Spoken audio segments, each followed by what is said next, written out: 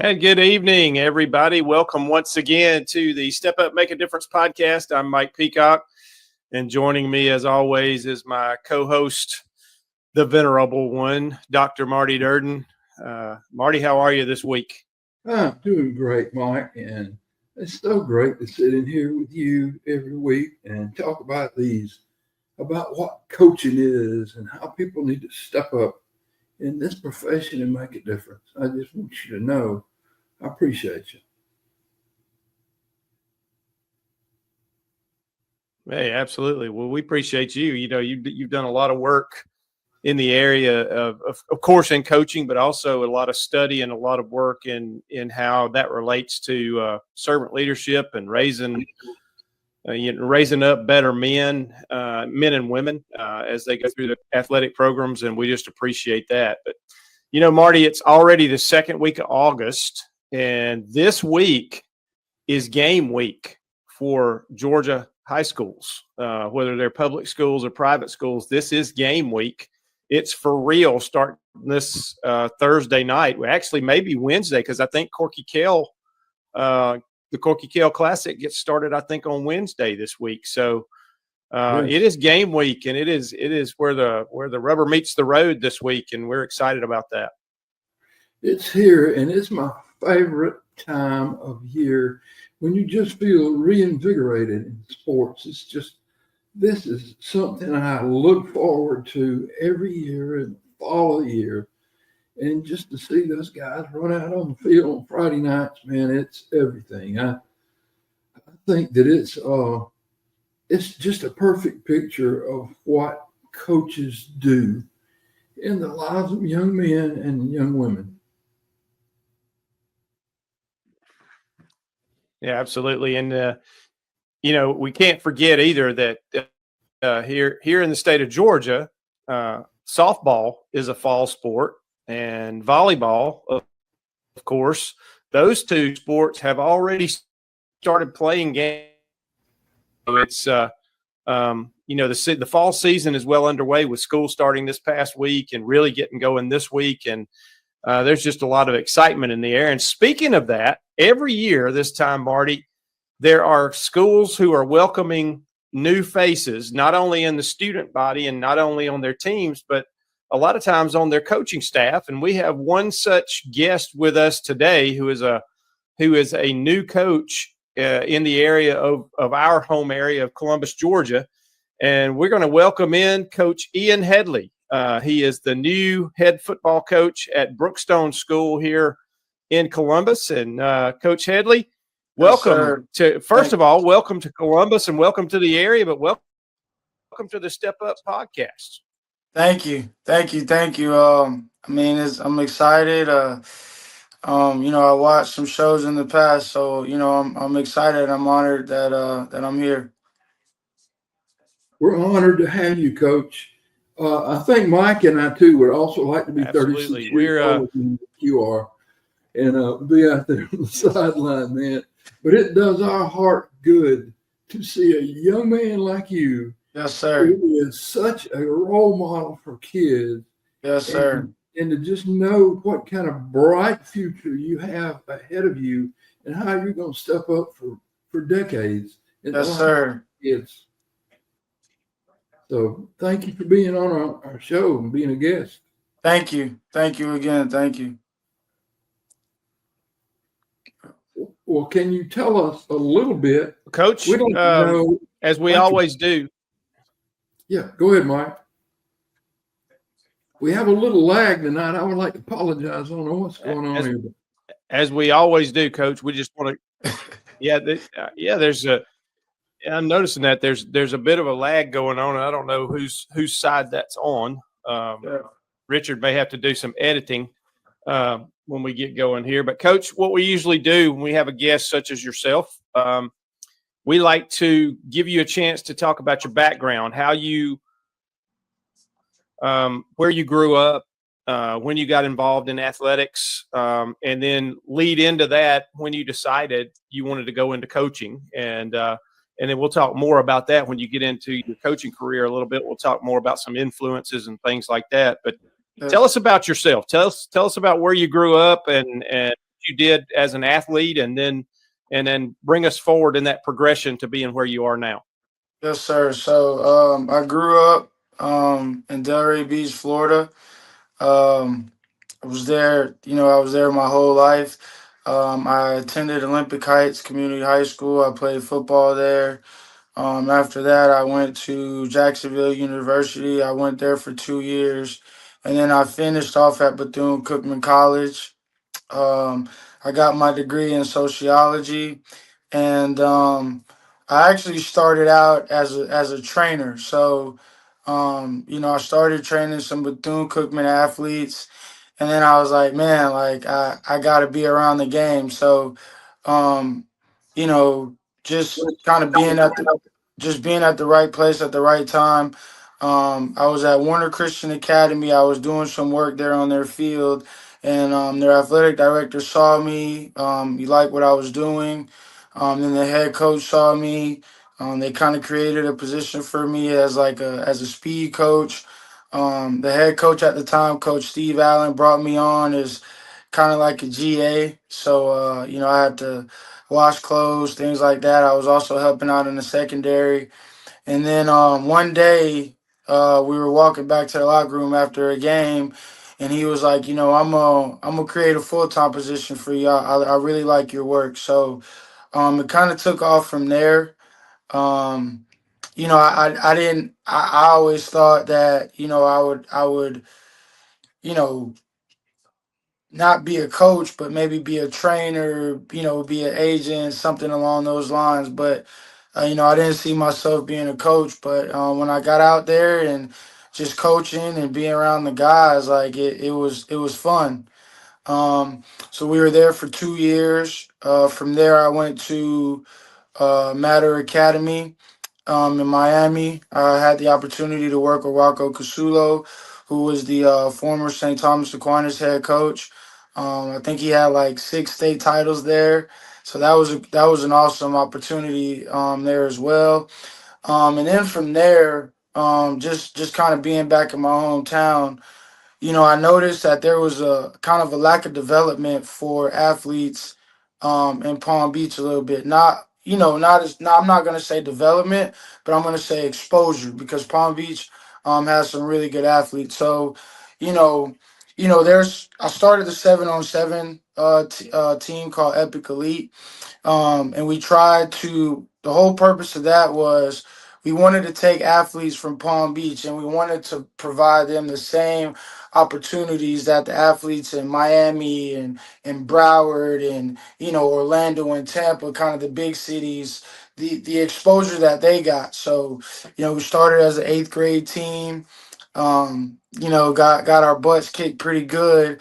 And then after that, we were on the national circuit. So, we had a national 7-on-7 team traveling all over the place. From there, it kind of grew.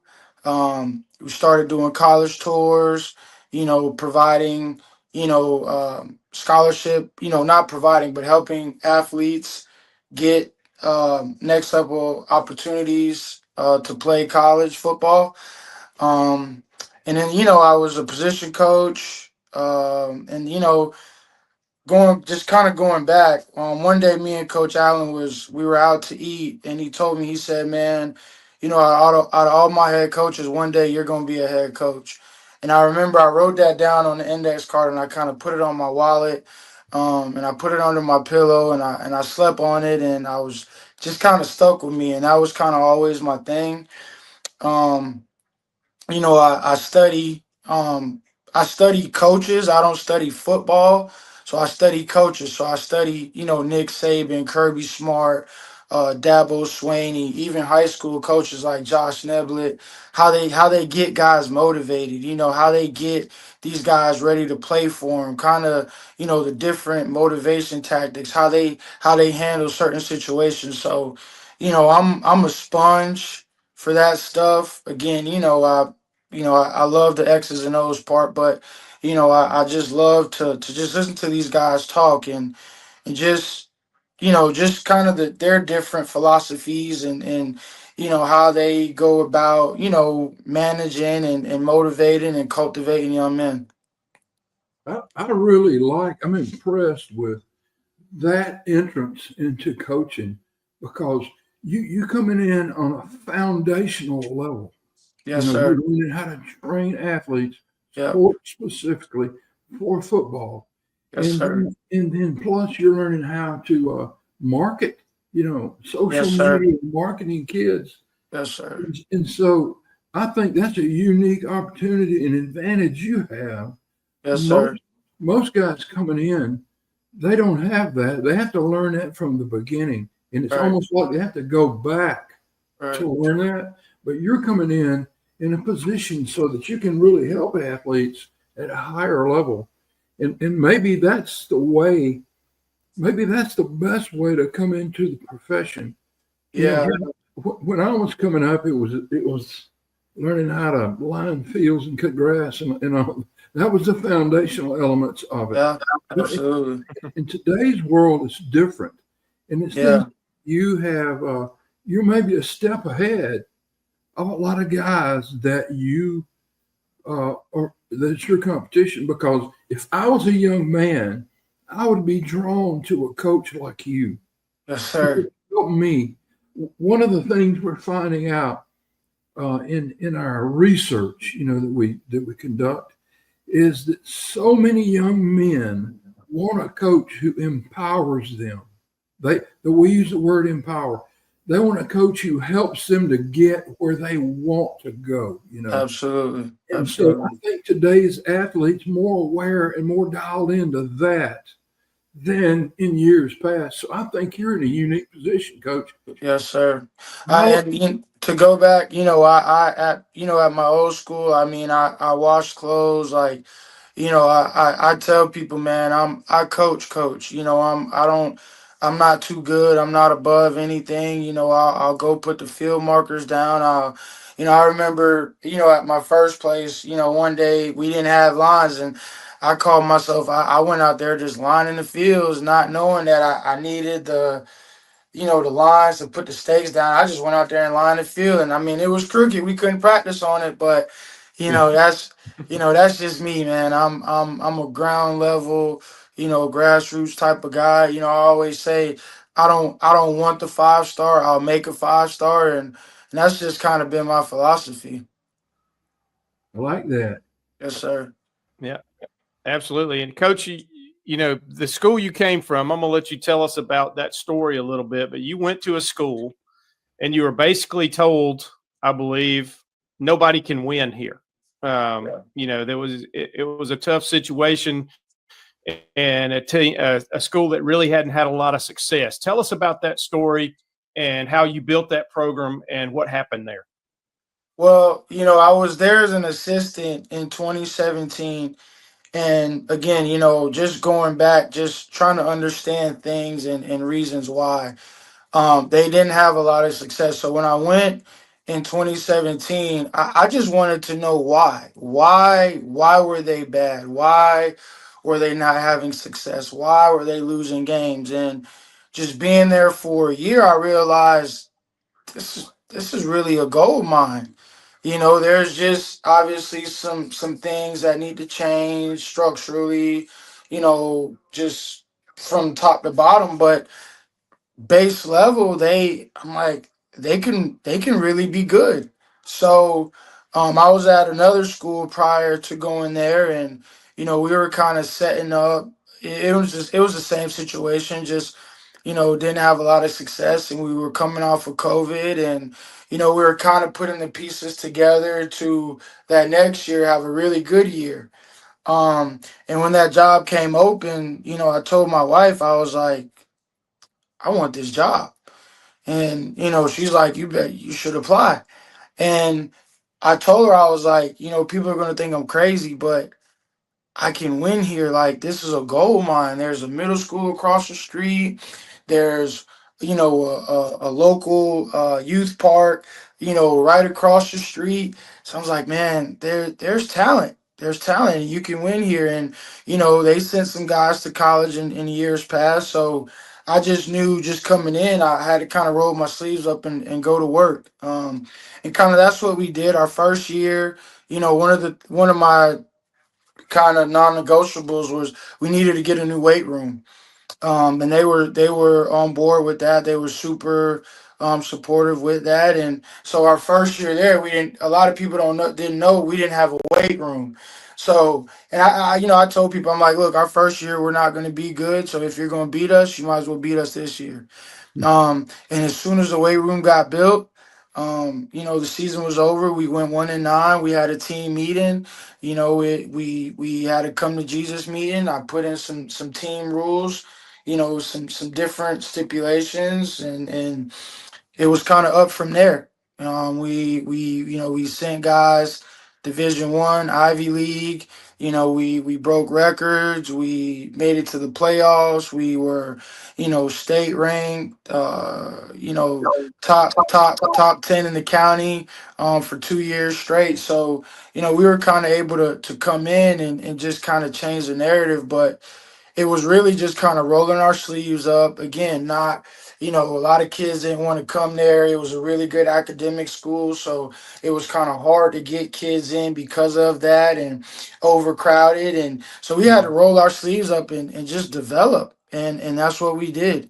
We developed, we coached hard, we put a lot of time in, and the results show. For over 2 years, we were, 14-6, made it to the district title twice, lost both times.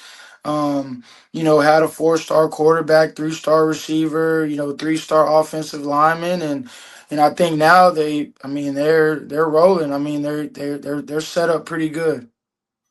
Yeah. You saw something that other people didn't see.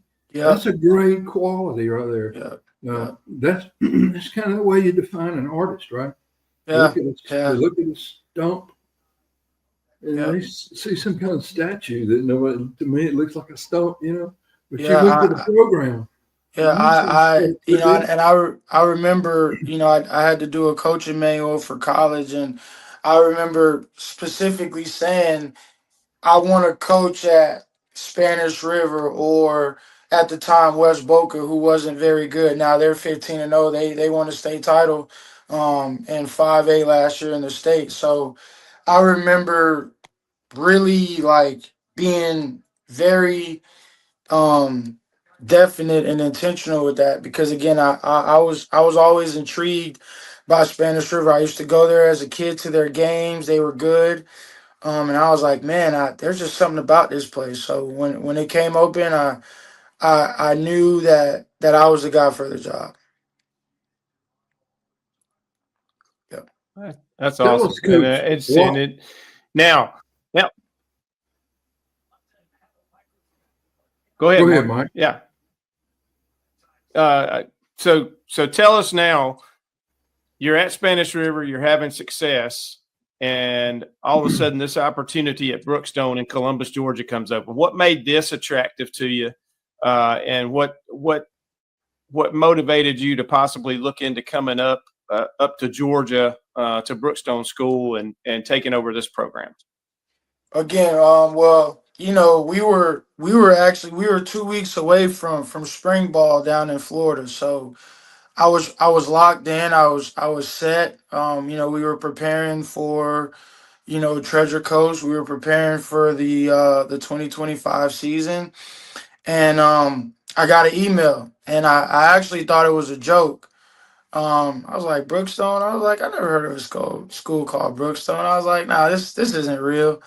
And I was like, man, this got to be one of my kids playing a joke on me, because at the time my quarterback left to take a visit to Georgia Tech. So I was like, man, these guys are trying to play a joke on me. And I clicked on the link and I was like, oh, this is a real school.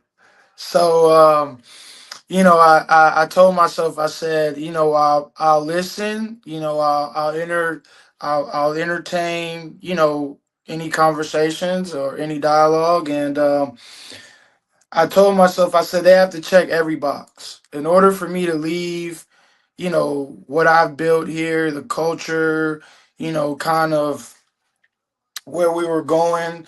My family was settled, the 7-on-7, we had a niche. I mean, I had my home. But I said, in order for me to take this job, they got to check every box. And it did. It checked every box, from the facilities to the support to the vertical alignment, from the admin down all the way down to the students, their vision, just their enthusiasm in me, their support and me, just made me feel like this was the right opportunity. This was God. And just kind of going back, prior to that point, I was doing some heavy devotions, just trying to figure things out. Um, there were some things that I wanted, and there was kind of some things that I wanted from my life, and I just started talking to God, and just things just started happening. And when it happened, I said, this is God.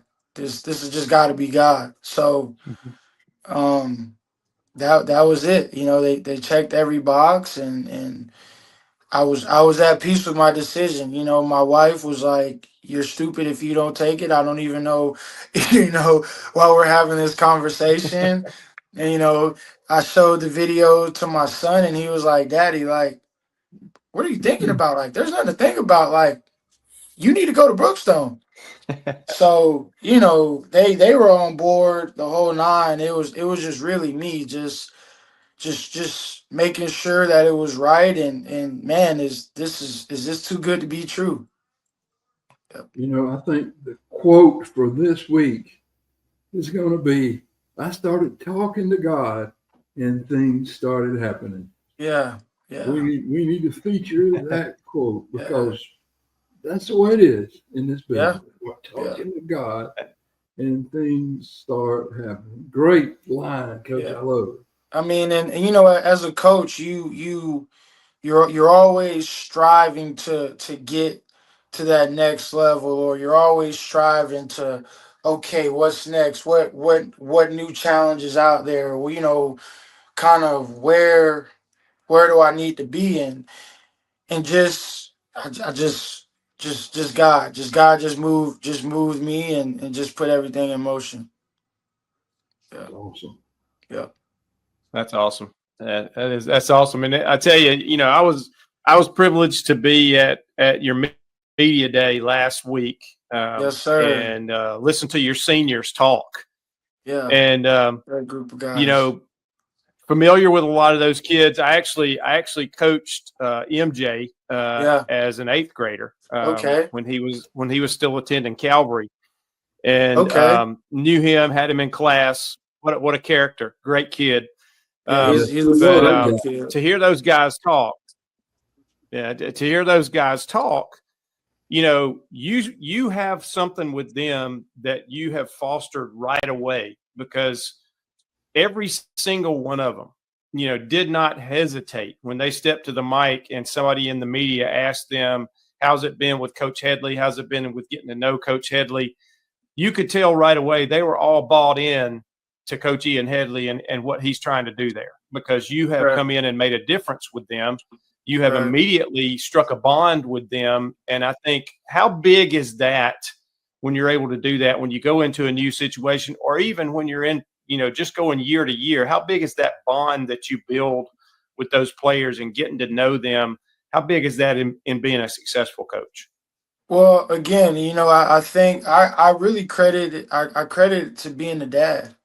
You have a 3-year-old and I have a 10-year-old. So I have to be extremely patient with both of them. My 3-year-old more than my 10-year-old, and just different interactions with my 10-year-old and the things we talk about. And you realize relationships matter.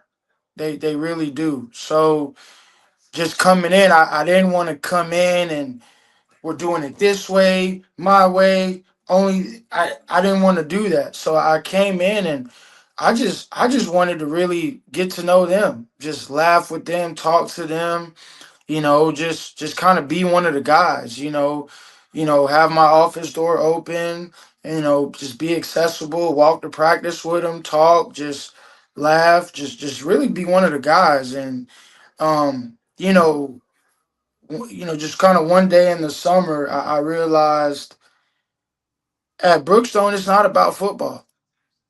I mean, these kids, they're going to be Hmm. successful with or without football. So to sit and is football 24/7, you're going to lose them. So that's when I realized we got to talk about other things. So, we implemented a word of the week. So, last week, and I'll put you guys in on it. Last week, our word was accountability. So we spent all week just talking about accountability. What does it mean? Different examples of it, you know, dialogue. Were you accountable in practice? And opening up to them and letting them know my vulnerability, my shortcomings as well. Letting them know that I'm not perfect, that I have some things that I need to work on, and letting them know that we all do. And it's an ongoing process. So them just seeing that I'm human, I'm one of them, we can reason, we can talk. Those I think that's what kind of fostered the bond. And I told him straight up, I can care less about you being a good football player because eventually football is going to be over. So I care about you being a good dad, a good husband, a good business owner, whatever it is, a good provider, and that's kind of just been our thing, since we got back off for break is just been bigger than football. Obviously we have to play games on Friday, but just finding ways to let them know that football's a vehicle to get them anywhere they want to go in life. And I think, it helps. I'm coming from a place where they see it on TV, the Jeremiah Smiths, the OT7s, I'm coming from that part of the country where all that stuff is happening. So, I think when I'm coming in, they got questions. Have you ever played against Jeremiah Smith? Have you ever played against St. Thomas and these things? And so I think it was just an instant connection from day one, honestly. Yeah. It's amazing that Hmm. you picked up that uh, as a Brookstone coach for all those years. Yeah. There's hardly a week goes by in my life. I spent 16 years there, right? Right.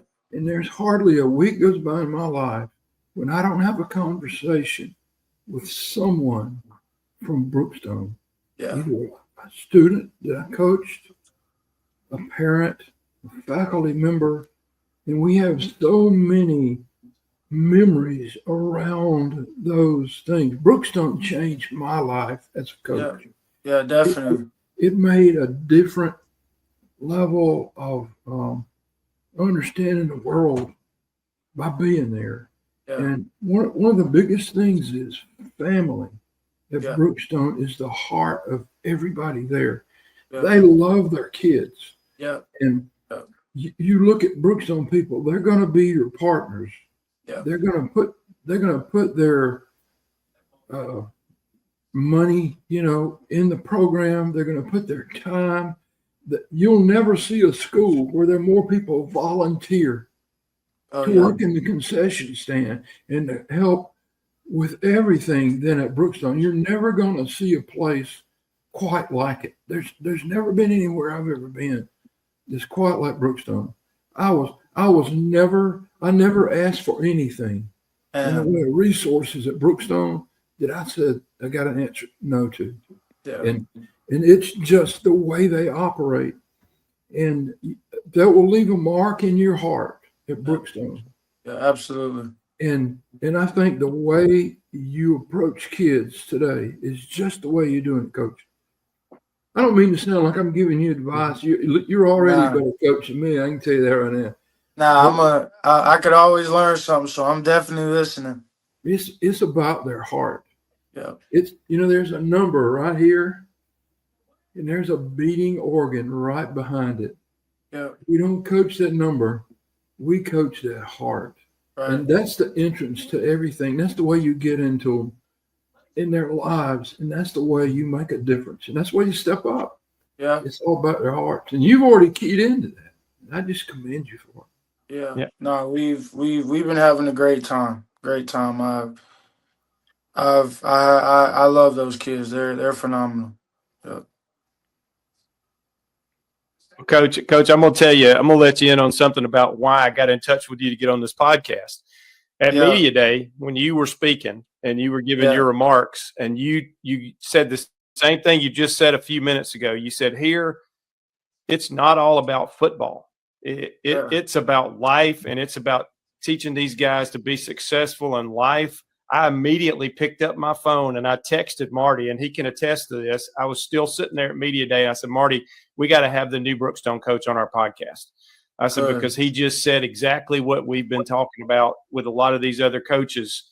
And I said, we got to have him on. And thankfully we had a slot this week and could get you in, and you were available to come and join us. And we so appreciate that. But, that is what you are doing, something that we've talked to just about every coach and every administrator that we've had on so far since we've been doing this podcast. Marty, we started this podcast was it in April when we started?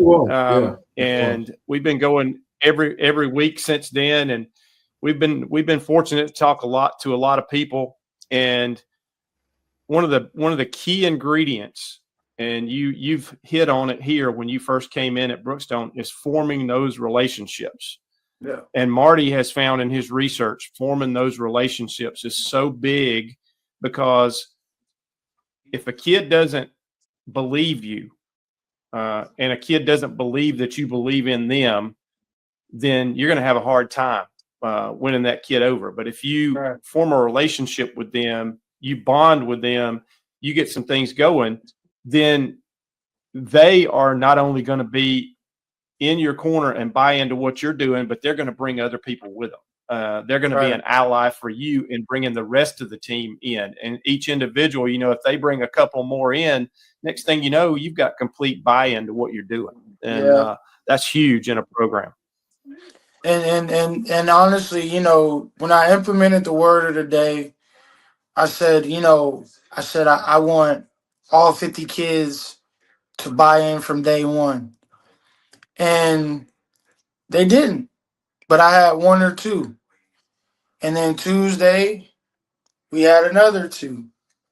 So now we're to the point now we're going on week 4. We got, now when they come in the locker room, they're expecting that. They're sitting down, they're ready for the word, they're ready for the PowerPoint, they're ready to talk about it. So I'm like, hey, you know what? I'm doing the right thing. So we got to keep it going. Mm-hmm. And I mean, on Friday night, a couple of the kids, they were yelling at, hey, we need to be more disciplined. Where's our accountability at? Where's our effort at? So I'm like, you know what? Okay, we're getting there. We're getting there. But when they start doing that for each other, that, man, you got it rolling. You expect a freshman to make mistakes, right? A freshman's gonna make mistakes because they're new in the program. They're just gonna make mistakes. You expect a lot less out of sophomores. You expect a lot less mistakes, Right. Out of juniors, you expect them to be more of an example and present no problems. Juniors should present no problems.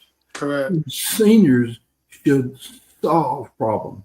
Correct. They never get to you because the senior did what they should do within the culture of what you're teaching. Correct. So that's the way I kind of rank kids. Is freshmen just going to be goobers, They're just going to make mistakes. I mean, the word sophomore means wise fool. It's tough, But seniors, you want seniors to solve problems. Yeah, absolutely. So that's going to happen. So when they start stepping up and you see that, that motivates me. You got to think we're doing something right when you see kids holding each other accountable, and your word this week, accountability. Maybe there's no mistake that's why it's happening, no coincidence. Yeah. Yeah. And I knew that, Chatco, they're, good football team, but, they do some things offensively that if we weren't accountable, some big plays could have happened. We could have let some stuff up. So it was fitting. It was definitely fitting. Hey, now let me ask you, change the subject here. So you're a 2x2 guy, right? You're spread? Yes, sir. Yes, sir. Spread. I'm all the way spread. Yes, sir. Tell us about that. Well, again, just kind of watching and being around it for a long time. It started with the 7-on-7. We started to go tempo in 7-on-7. So when everybody was holding up notebooks, giving guys wristbands, we were just calling things out or just giving signals and we were running with it. So then that was kind of the start of it. So I'm like, okay, we kind of got the tempo thing down packed. So then I started to kind of dive into, some old Baylor, Oklahoma State, some old air raid stuff, Texas Tech, Mike Leach. And I'm like, these wide splits are pretty cool. So then, I'm a Florida Gator. So then I went back and, just studying some Urban Myers things, some Dan Mullen things. I kind of just combined it all, So, I tell people, I'm like, yes, we are spread and we do go fast, but we are physical. Like there's a physical component to what we do as well. So, really, man, we're just looking for green grass. So we're gonna spread you out, and then we're gonna look for the most green grass. And we have a rule that we have to make the first guy miss. So and our quarterback knows that. So he's taught, he's looking for green grass. We're looking where we have leverage, and we do some different things from a formation standpoint. Out of 2x2, we'll stack it up. We'll go outside the numbers. Then we'll come 2x2 tight, really, really tight inside the hash. We'll go trips, stack, bunch, wide, close. We'll just do it all. So we really just kind of take one thing and just see how many different ways we can, change this formation or add to this formation or turn this formation into that formation. And then, we just look at it as a puzzle, So, we got Tottenham on Friday. So right now it's just what I've been doing all day is just taking their defense and just putting up different formations,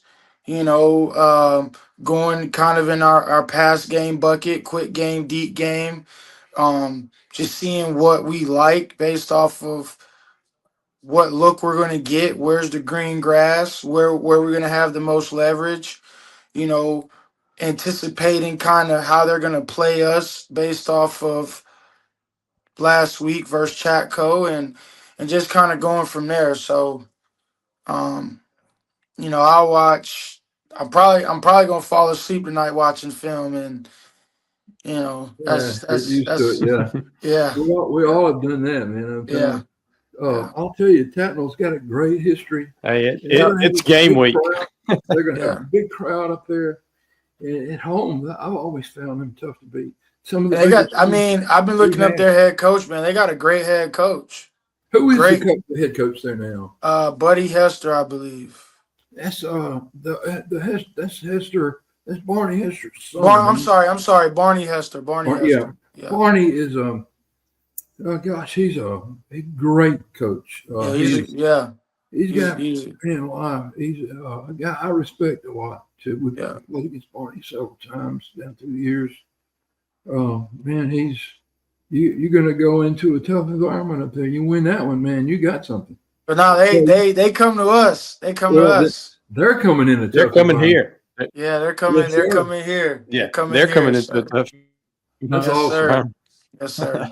What about that Brookstone field, man? That thing is a honey, isn't it? Man, a couple times I had to like pinch myself, like, wait, man, where am I? Like, this is legit, man. I'm like, man, this environment is, yeah, yeah. It was electric, definitely electric.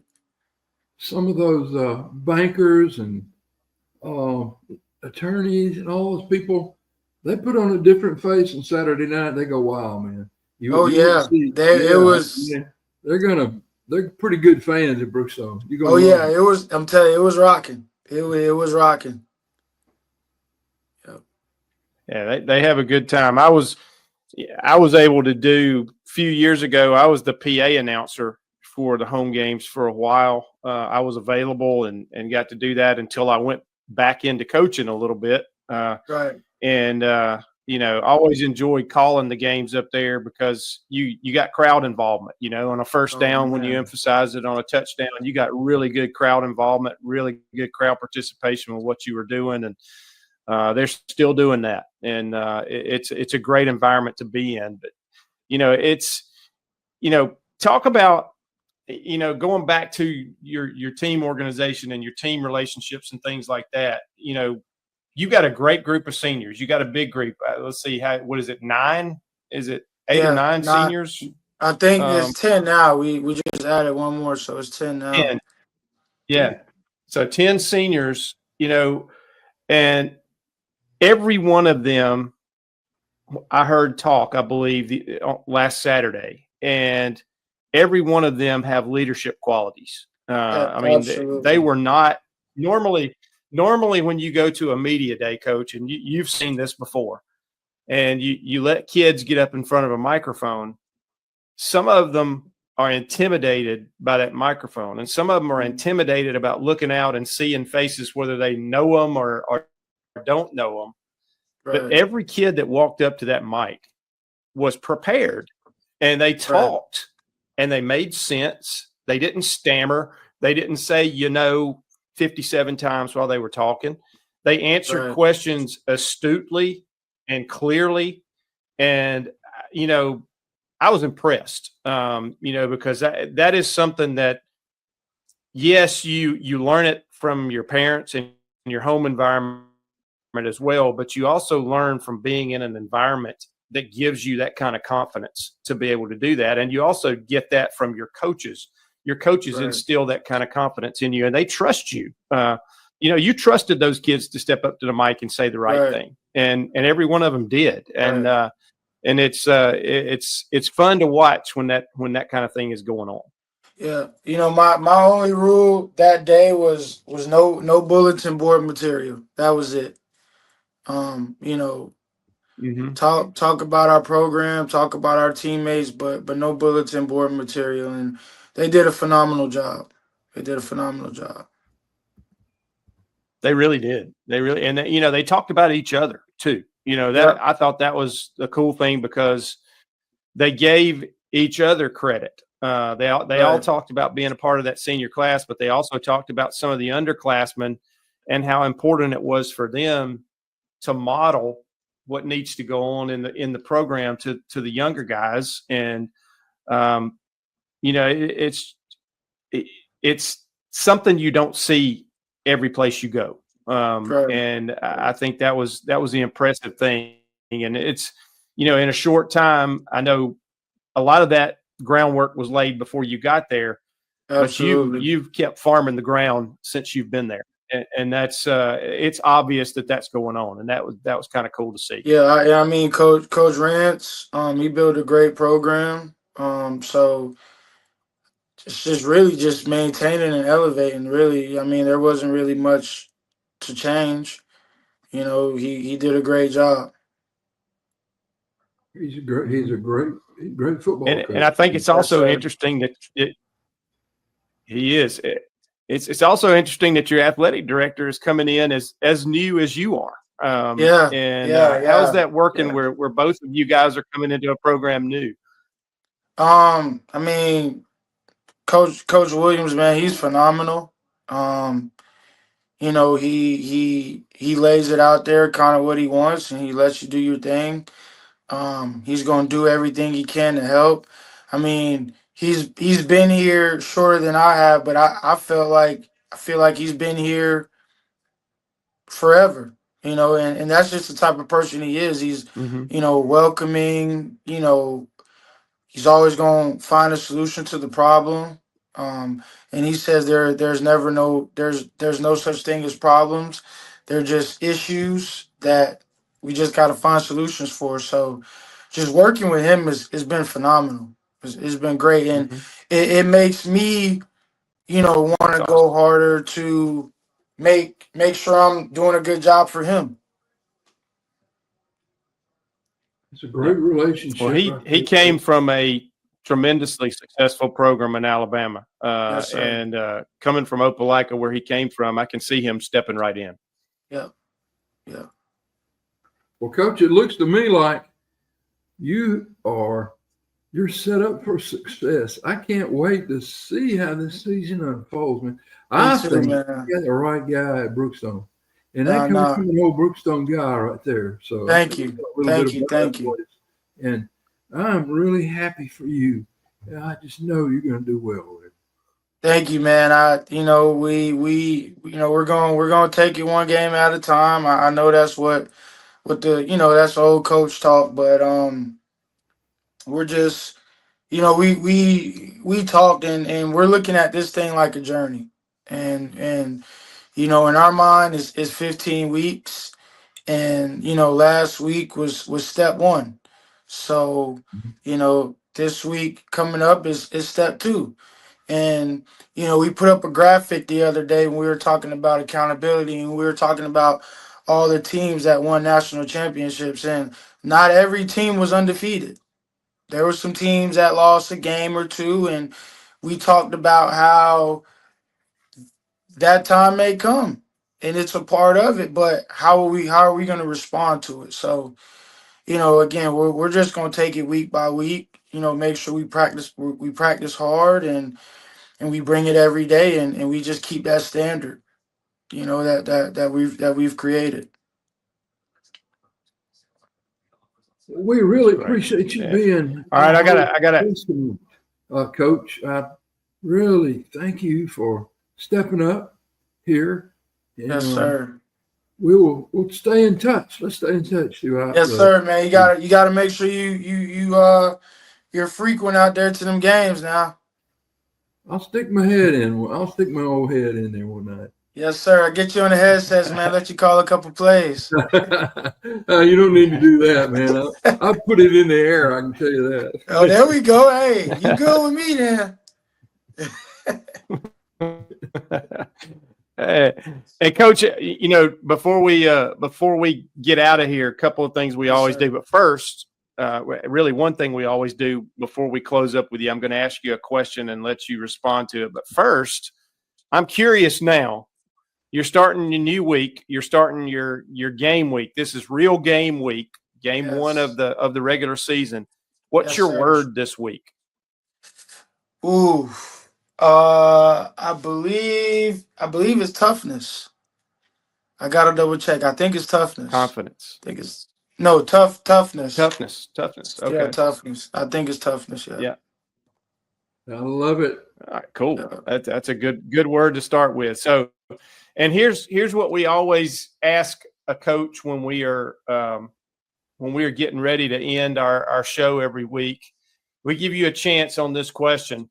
If you had a young man come to you who is going into coaching, and you could give them one or two tidbits of advice on things that they really need to put in their pocket and to put in their coaching playbook, not necessarily their X's and O's, but their coaching playbook, is one or two things that you would advise them? Hey, you really need to look at doing this as you start your journey as a coach. Do it your way and coach every play, coach every day, and not only on the field but just coach.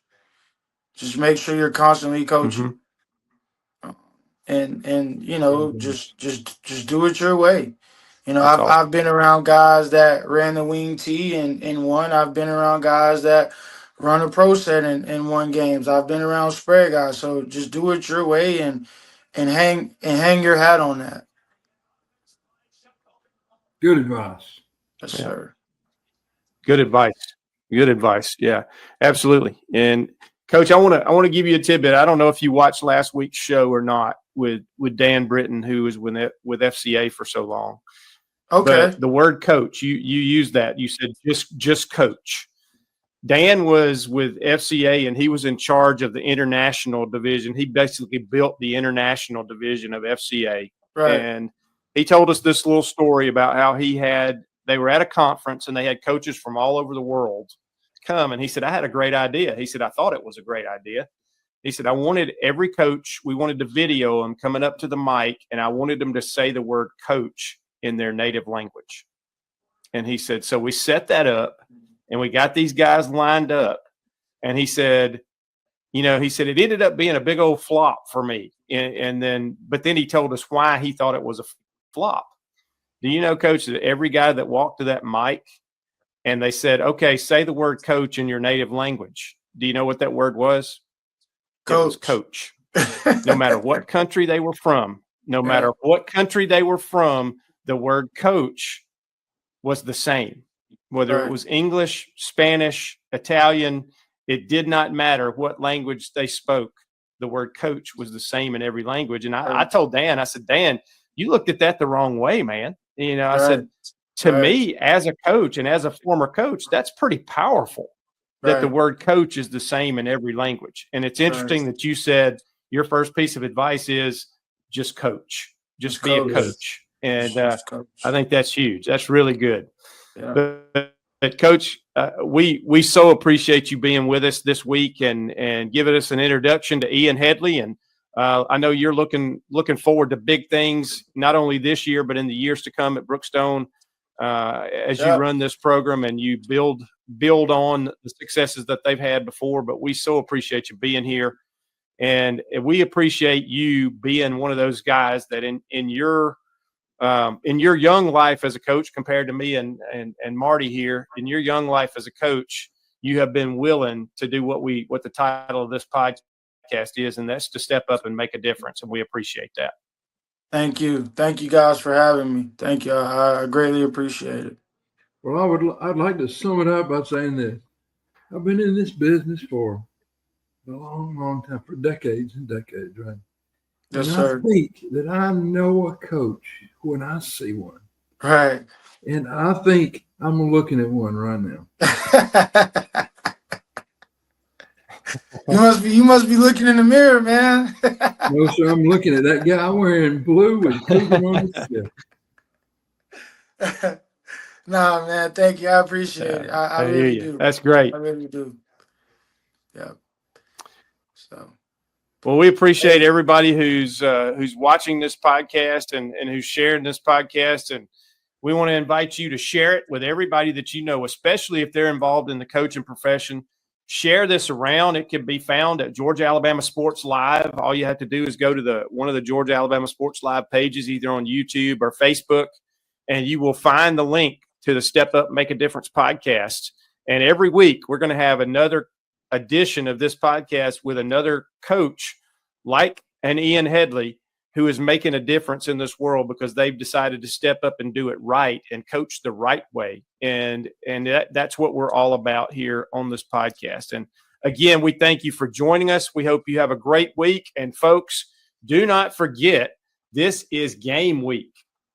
Get out there this week and watch some football. Thursday night starts it off here in the city of Columbus. Friday night, Brookstone, of course, is at home hosting Tatnall. And Coach Ian Headley will make his official debut as the head coach of Brookstone, the first regular season game.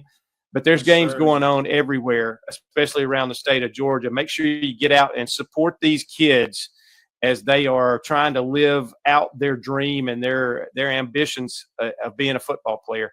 And it's huge. Your support is huge. It doesn't matter if you don't have a child in the program or not. That doesn't matter. Your support and being there means a ton to these kids and these programs and these coaches, and we appreciate it. So be willing to step up and attend some ball games this year. And Marty, have a great week, my friend. Coach Headley, best wishes to you as you start the regular season this week. And we'll see everybody again next week on Step Up, Make a Difference. All right. Go Cougars. Thank you. Hey.